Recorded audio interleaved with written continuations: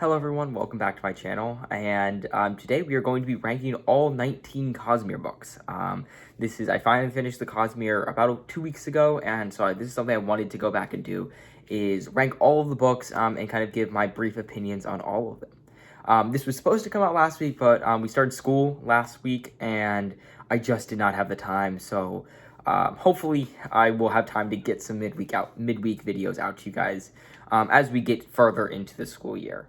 Thank you guys so much for watching my channel. If you watched my unboxing video last week, you'll notice all of my beautiful new Discworld Emporium novels. If you haven't watched that video, I would recommend going to watch that to see my opinion of those special editions. And if you enjoy the video, remember to like and subscribe. And without further ado, let's get on to the rankings. All right, in 19th place is going to be White Sand.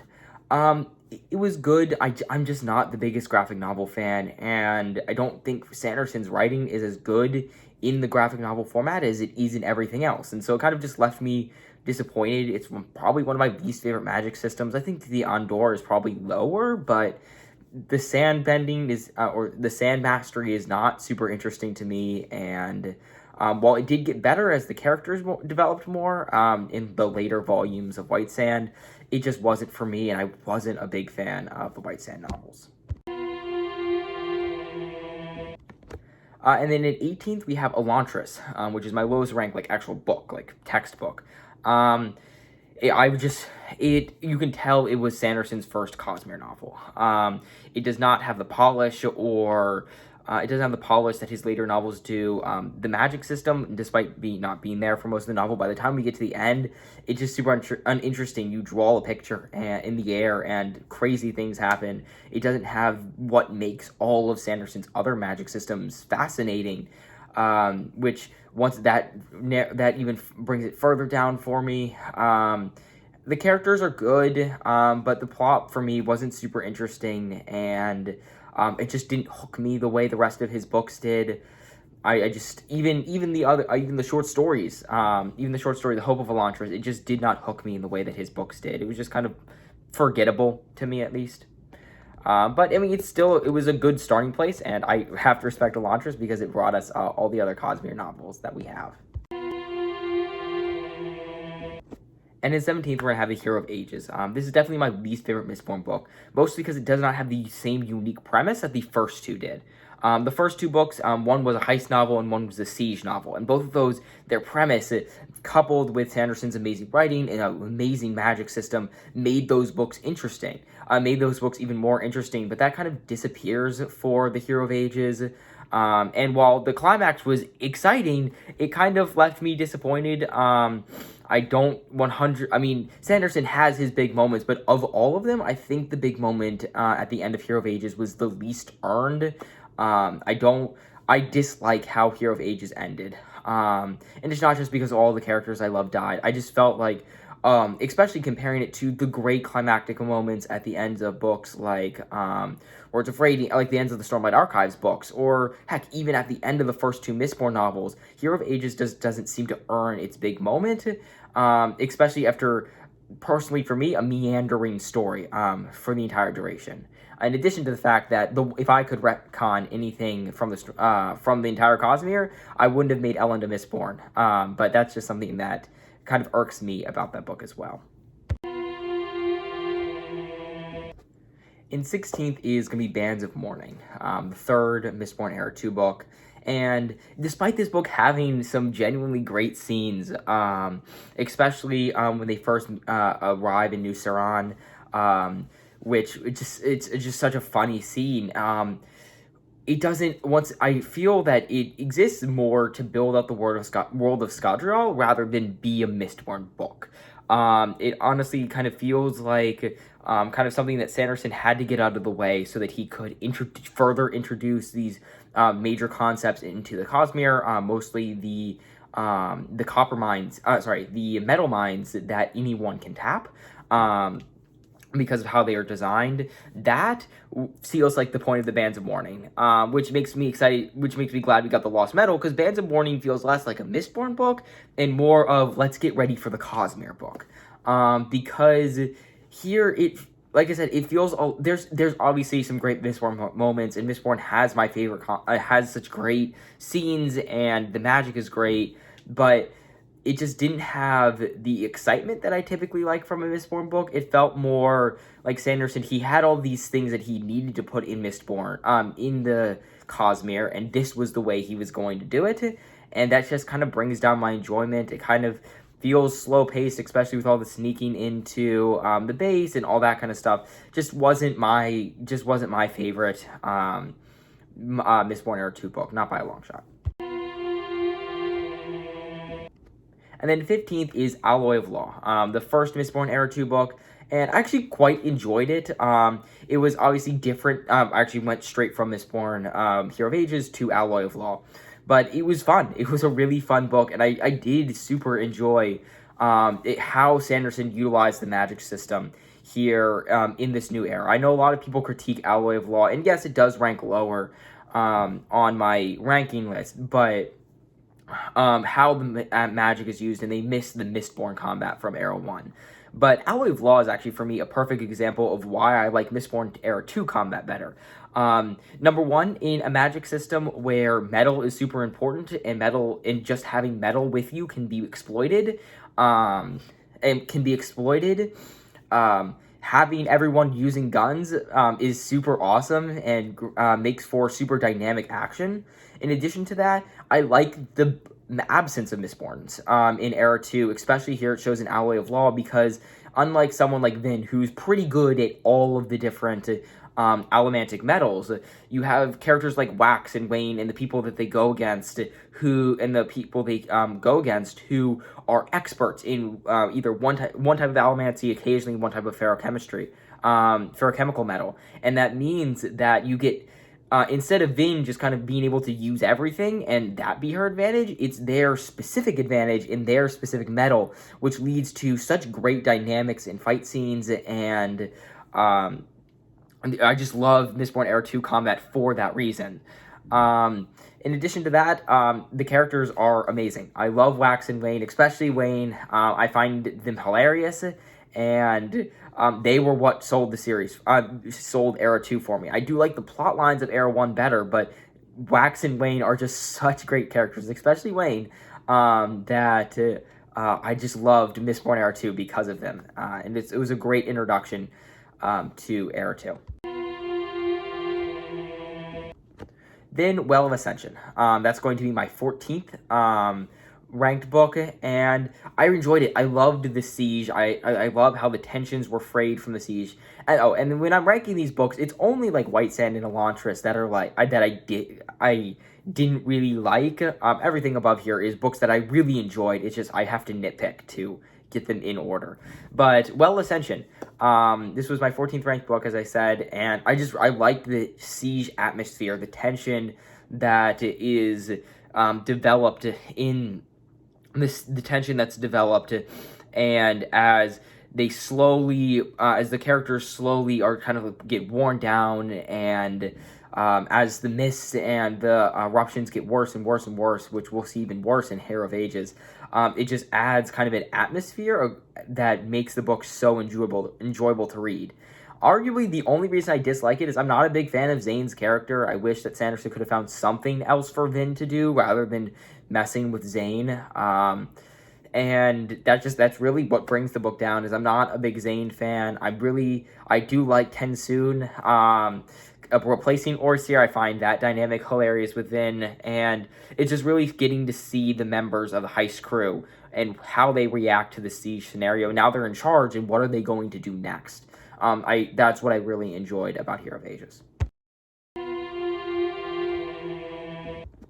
In 13th is Arcane Unbound. This is just kind of where I averaged out all of the books. I'm not going to go into in-depth of Arcane Unbound because there's 9 stories in there, so it's kind of random everywhere. About where they would be ranked in this larger list. So if you want to see my thoughts on Arcane Unbound, check out the video I have on my channel, where I rank all of Brandon Sanderson's novellas. But that Arcane Unbound is 13th place. All right, and in 12th place is Shadows of Self. I really enjoyed Shadows itself for a couple reasons. Number one, the opening fight scene as Wax is chasing the marksman is one of my favorite in Mistborn. I love this fight, and everything about it works for me. But in addition to that, Shadows itself, not only the building up of Luthendale, and we get to see how cool Mistborn powers are, Allomantic powers are in a city made of metal. It's just so cool, and I love the visuals of like blacks flying through the sky, like the rising skyline of Luthendale. In addition to that, the whole plotline with Bleeder and kind of the introduction of the Khandra as even more potent forces, rather than before they were just forces of preservation, really. In preservation and then harmony. Here we see them take a more active role, not only with Bleeder, who is the main protagonist throughout the story, in addition to I can't remember the name of Wayne's girlfriend, but her as well. In addition, the unrest in the city kind of makes for such a kind of tense environment. You can tell I like tense environments in my books, and once again, that's here in Shadows itself, and I really enjoy just the environment and the feeling, and just the allomancy in Mistborn Era 2 is amazing, and this book definitely proves that. And in 11th place is Warbreaker. I really enjoyed Warbreaker. Before reading Yumi and the Nightmare Painter, I'm like, this is like the most romantic Sanderson novel. There's a lot in here that I was, after reading Sanderson, I was not expecting. And then I read Yumi. But I loved Warbreaker. I love the city. It reminds me a lot of Ebundar from The Wheel of Time. It's just this... that's what it reminds me of, and I just love the colors, and magic is interesting with like the societal impacts of the breaths, and Awakeners, it's an okay magic system, but just like the environment that is part of the... I really enjoy the city of Harlan. I'm pretty sure that's how it's pronounced, that the story takes place in. I love the characters. I love Lightsong, and I love his storyline. I love Susebron and Ciri and their plotline together. Not as big. I love Vasher. Vivina has moments where I get annoyed with her, which kind of brings it down a little bit. But definitely Vasher and the introduction of Nightblood. I love. This Warbreaker was the first book I read after reading Mistborn. And so it was my first time getting into a book that in another Cosmere novel. That's what I'm trying to say.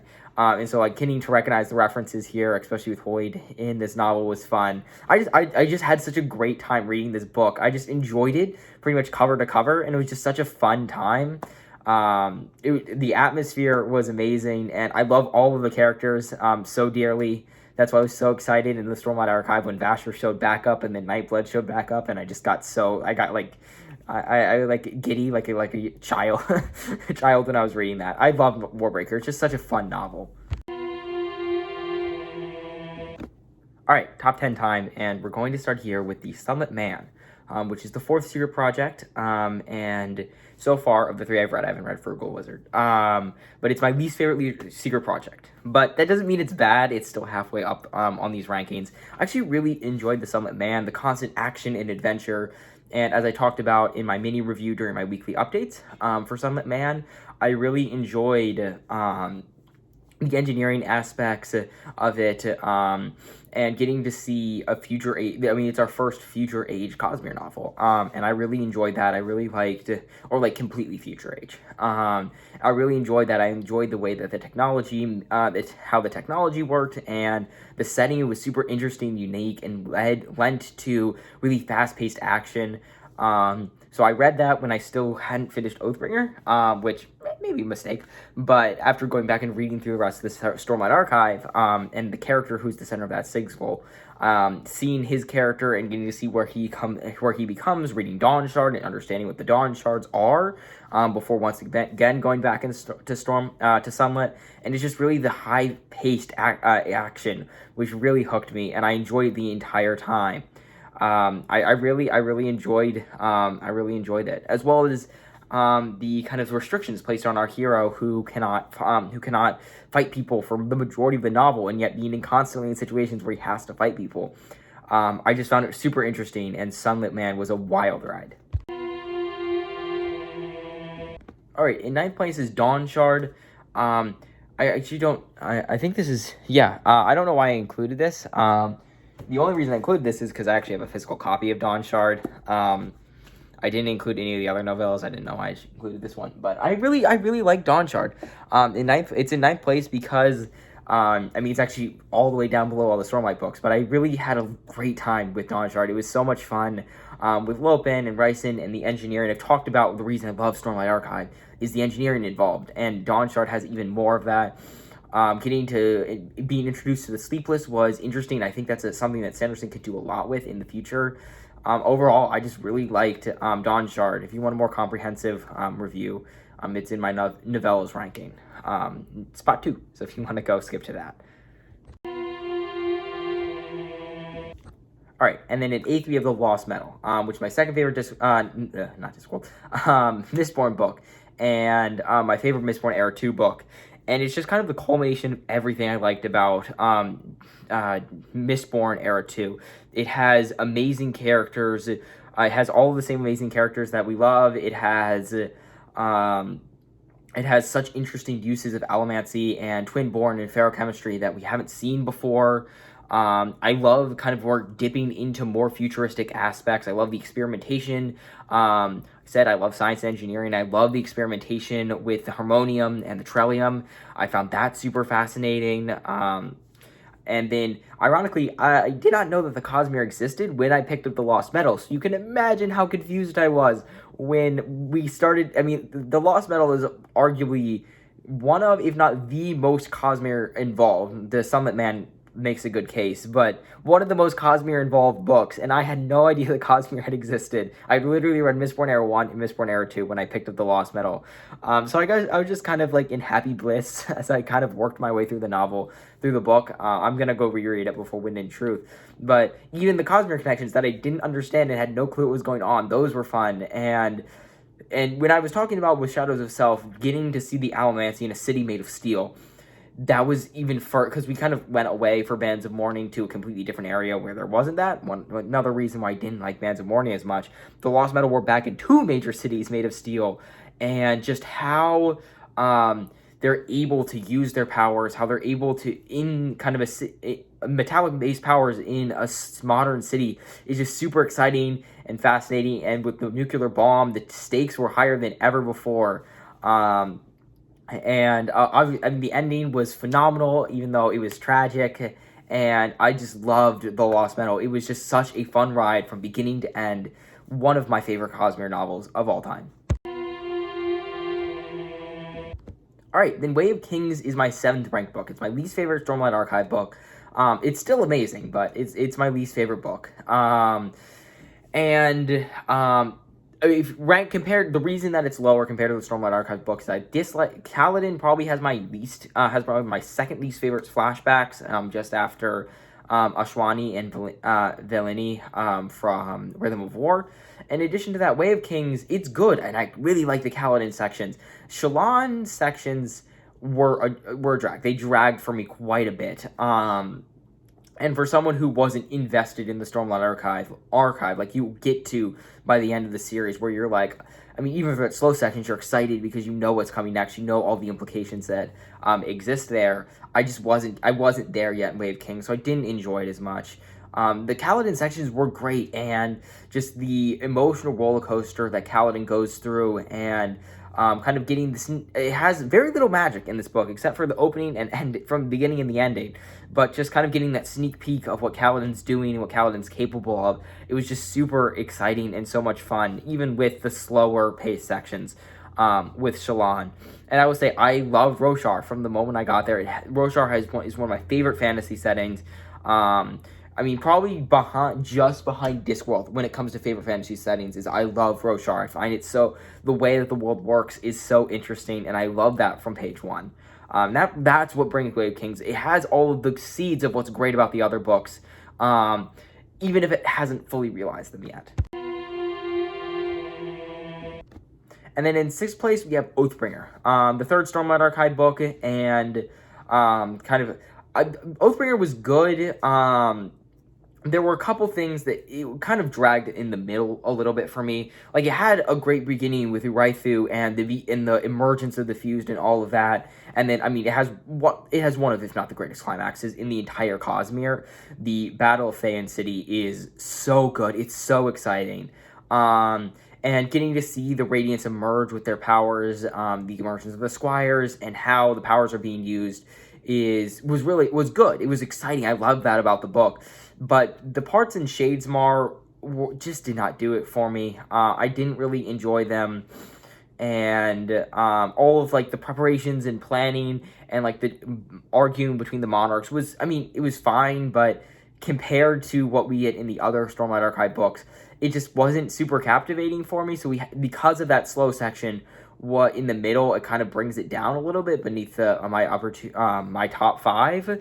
But the fight in Kolinar was great. That was one of my favorite sequences. It's an amazing sequence. It's heartbreaking. It's exciting. It's heartbreaking. It's really just heartbreaking and tragic, but phenomenally written sequence, and I love that part so much. I love the ending so much, but for me, it kind of felt like a midpoint of the series. Like, it was great. It was exciting. We got so much character development for all these characters, but it kind of felt as kind of we have to go from Words of Radiant. We have to go from where they are at the end of Words of Radiance to where they need to be by the beginning of Rhythm of War. And Oathbringer is that book, and we need to have that slower middle section in order to get there, even though that's not necessarily the most interesting part. But when it gets good, it gets good. Unfortunately, it has some slower points. All right, I wish I had a hard copy of the other books because I like holding the book when I do a review. Here, I actually do have Rhythm of War, so I can hold it. But Rhythm of War was great. Coming off of Oath, so it's my top 5. So we're here in the top 5. It's number 5, and just coming off of Oathbringer and kind of the huge climax of Oathbringer. I just felt like, unlike Sanderson's, sometimes Sanderson needs like 100 pages, especially with the Stormlight book, to get into it. I felt like we just rolled right over from that climax to exciting parts in Rhythm of War. And seeing as the Radiant powers and the surges become, because the one thing I liked about Miss Moira too is the creative applications of the magic system, which we get in Rhythm of War. They didn't have time to experiment in Oathbringer, but they do in Rhythm of War, which I find super exciting. And then obviously you have the huge block of the Siege of Uraifu, which is just so good. I really like this book. It is amazing. The end, not only, I mean, just this Kaladin and Lift and Navani, how they handle even Vinelli, who I didn't like as much at the end of Oathbringer, how she adapts and how she grows throughout Rhythm of War was really good. I really enjoyed it. Weak flashbacks, in my opinion, the weakest that the Stormlight Archive has gotten, but I mean, even still, I loved it. The Siege of Uraifu was amazing in so many ways, whether it's the struggles of Kaladin and how he's trying to cope with it, surviving the tower, or Navani, who's trying her own resistance, and who's also trying to discover a way to kill Odium with her experiments with light. Just so much of this was so good. And even the first, we actually got to the Siege of Uraifu much sooner than I thought. But even the beginning part, as we're getting to there, it's just so tense, and you're on edge the entire time. This is just so good. And compared to kind of the Shadesmar parts being my least favorite part of Oathbringer, it was one of my favorite parts of Rhythm of War and the journey that Shallan and Adeline have to go on, even with Shallan's a lot sometimes, and she definitely isn't here as well, but man, it was good. It was really good. I love Rhythm of War. All right, in 4th place is Yumi in the Nightmare Painter. I really liked Yumi. If you watch my mini review of Yumi, just the world and the magic, especially Painter's world, was so interesting. I loved the atmosphere that it provided. I loved the very artistic way the magic system is used. I think it's the most kind of unnoticeable implementation of a magic system in the Cosmere so far, where it's just part of life. Dealing with the nightmares or the yokai, who are dealing with, who are summoning the spirits, even though it's like not real. But I love, well, I guess it is, but I love kind of like just the subtle, it just, well, it's just something that you do in this world, and I really like that. And really, I just really enjoyed the atmosphere. I love Yumi and Painter and kind of their relationship, and how they kind of how I love trying them experiencing each other's worlds and trying to get better, and then their growing relationship. I really enjoyed Yumi. It was just really a fun time. It was a fun time. No like crazy, like, yeah, there are stakes, but there's no like crazy world ending stakes like you get in the other books. It was just a really good, enjoyable read. Mistborn: The Final Empire is third place. It was actually the first Cosmere novel that I read, and I loved it. I love heist stories. It's my favorite kind of archetype in fiction, where you have this group of incredibly skilled individuals all use their like talents for a big plan to pull off the impossible, and I love that about Mistborn. Kind of as Vin learns how to be a Mistborn, and Kelsier's master plan, and just ever since the moment I was introduced to Scadrial and the magic and everything about it, I was immediately hooked with the big dangers of the Inquisitors and the Lord Ruler, and how oppressive he feels throughout the entire novel. It was just so good. Everything about Mistborn is phenomenal.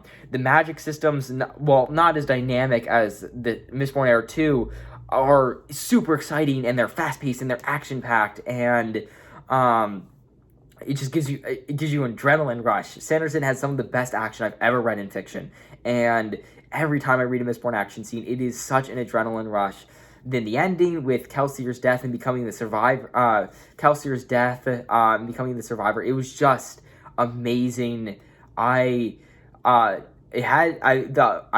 the biggest romance fan in fiction, and so Elend and Vin were awkward, but even then, their characters together, everything about Mistborn: The Final Empire was phenomenal. I have no critiques for this book. There's nothing I could say. There's nothing that Sanderson could have done to make this book better, except, I guess, more.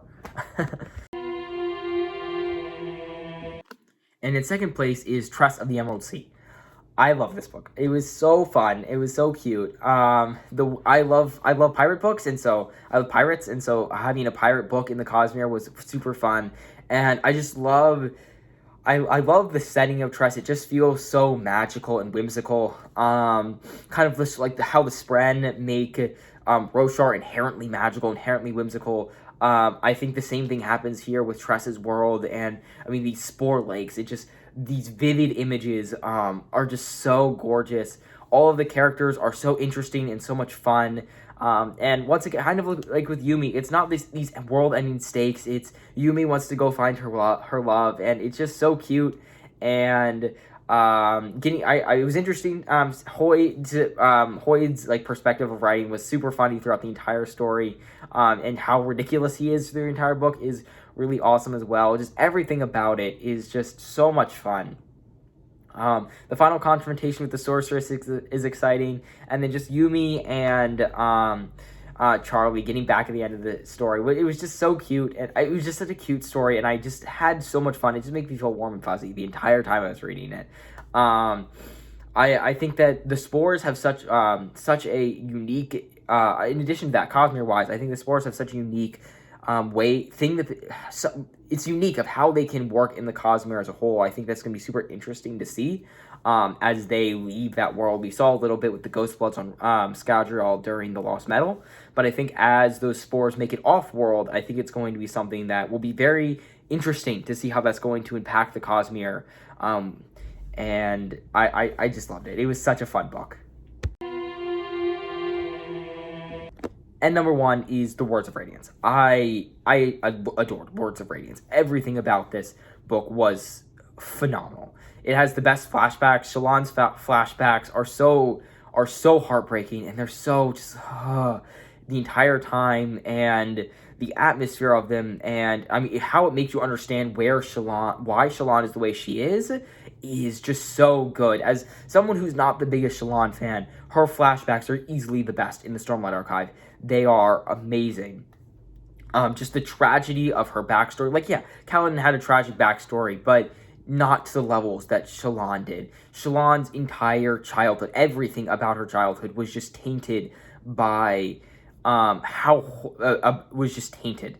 and especially even coming back after reading Rhythm of War and seeing even further how that came to be when she killed her friend, how in Oathbringer when she found out, and when we find out that she was the one who killed her mother, it's just everything about it is just it's just so heartbreaking, and yet it's amazing at the same time. The Kaladin storyline here is really I like it. I really like Kaladin's storyline here. It's like the one time he isn't depressed in the entire series, because he has like a job at least. And interact, and kind of as we're coming up to the end of kind of like the saga on the Shattered Plains, and how his roles, and how Dalinar is trying to rally the High Princes, Dalinar and Kaladin, and they're trying to defend against. Dalinar knows something bad is coming, and now he's being ostracized, and Kaladin is trying to prevent. We have the attack by Sazeth. Everything about that part is amazing. Then you have Shallan, who I liked Shallan in this book. There are a lot of Shallan POVs that I'm not a big fan of, but this book actually had one I enjoyed. With her interacting with the Ghost Bloods, and her role on the Shattered Plains, and what she was doing there was super interesting. And then the Everstorm, like that final battle at the Everstorm was just so good. It's one of the best climaxes. Oathbringer does top it, but Words of Radiance is a close second, with just how amazing it is in that final minute, traveling to Urithu, but knowing that something even worse is coming is just so good. It was just so exciting to see. Everything about this book is exciting. It has some of the best moments of any Stormlight book, whether it's Kaladin saying this third ideal as he's dying in the hallway protecting Elhokar, or whether it's Kaladin and Adolin fighting side by side in the arena against the four shard bearers, or every scene. There's so many scenes in this book that are just so memorable and so exciting. This book is everything. I'm glad that I'm super happy that this is going to be my first Cosmere leatherbound. So whenever the Words of Radiance leatherbound show up, I'm so glad it's this one, because this is my favorite Cosmere book. It is so good. All right, so that was my ranking of the Cosmere books by Brandon Sanderson. Sorry, this was supposed to come out last week, but as I said, first week of school was just really chaotic. But I hope you enjoyed. This past weekend has been my final summer reading update, and so tell me when you want to see next. If you want to see more updates of what I'm reading, or do you want it weekly? Do you want it monthly? Are there other video types beyond just book reviews and whatever that you guys want to see? Tell me in the comments down below, so that I can try to continue to grow this channel and provide book content that you guys would actually want to watch. Remember, if you enjoyed the video, hit like and subscribe if you want to see more book reviews from me. And thank you guys so much for watching, and I'll see you next time.